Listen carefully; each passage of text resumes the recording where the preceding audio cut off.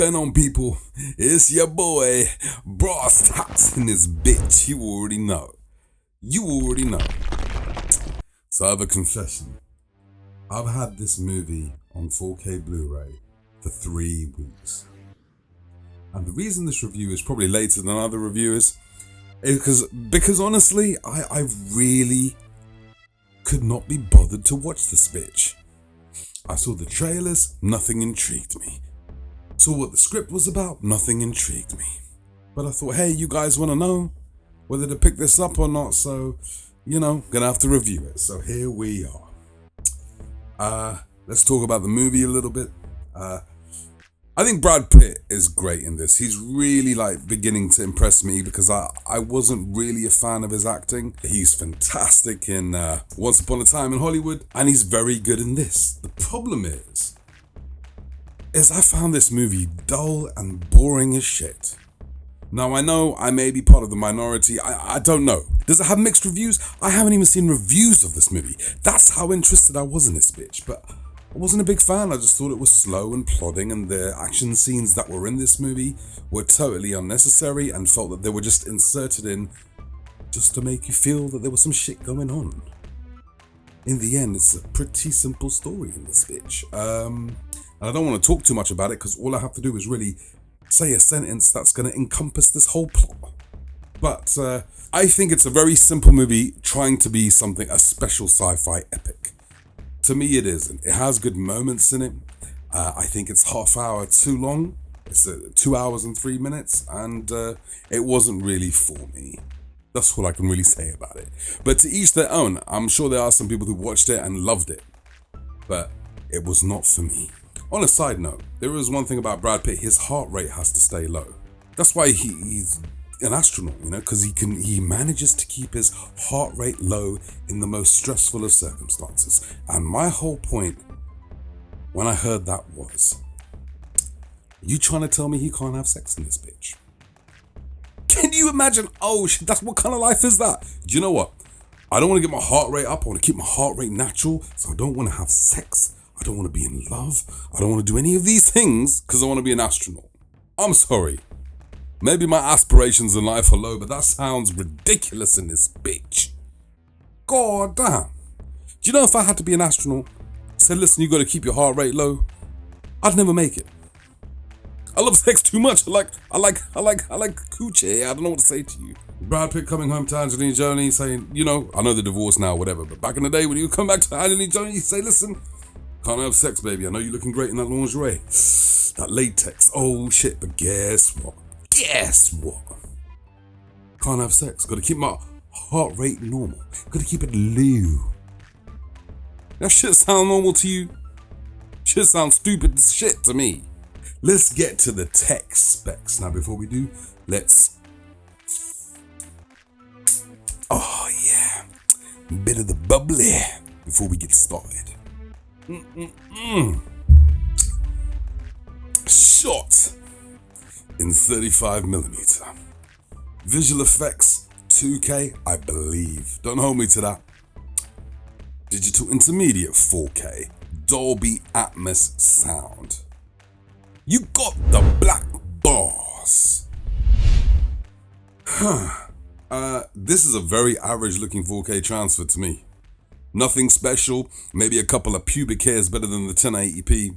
It's not really all that. It's shot in 35mm, so grain haters are not going to be a fan. I found the image pretty soft, sharp in some parts. The visual effects are great in some aspects, and some other aspects looks a little bit, I don't know, low tier. I don't know what to say to you. But yeah, it's soft. Close-ups reveal a lot of detail, but not much more detail than the 1080p. Watch this, and at no point did I feel that I was watching a 4K movie. Is it the best way to watch it? Yes, but by some slight margin. It's nothing special. Panties aren't gonna drop. I don't know what to say to you. Black levels can look a little muddy at times, can look a little crushed. It's nothing special, unfortunately, people. Hey, you wanna know what the HDR is like? You a Star Wars aficionado. You a Star Wars fan in this bitch. You've been looking forward to go watch The Rise of Skywalker. You got your tickets booked. You are ready in the queue, where'd you go? You guys are dressed up, got some cosplay going on. You looking like Kylo Ren? She looking like Princess Leia in this bitch. You guys all queued up, you're ready to go. You're sitting down in the theater. Guess what? You sat through the half hour of trailers. The half hour trailers of trailers you already done seeing on YouTube. Guess what? Now it's saying, Star Wars, The Rise of Skywalker. You're ready, you got the popcorn in hand. You got your palm resting on your girl's thigh, you know what I'm saying? It starts, guess what? The damn screen, the damn projector breaks down. No Star Wars for you. That's what the HDR is like.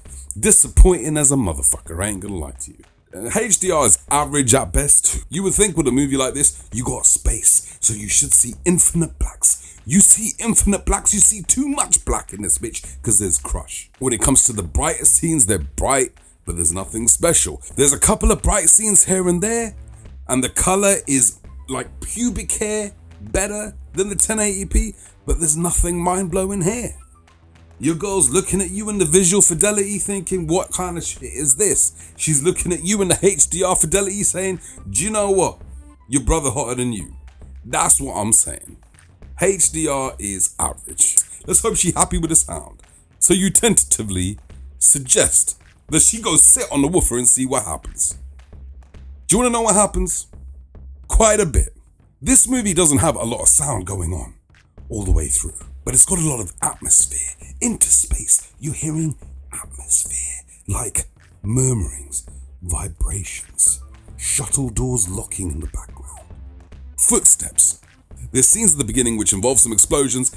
It sounds fantastic in Atmos. 100% explosions going all the way around you. You feel like your whole place has been exploded with you in it. 100%.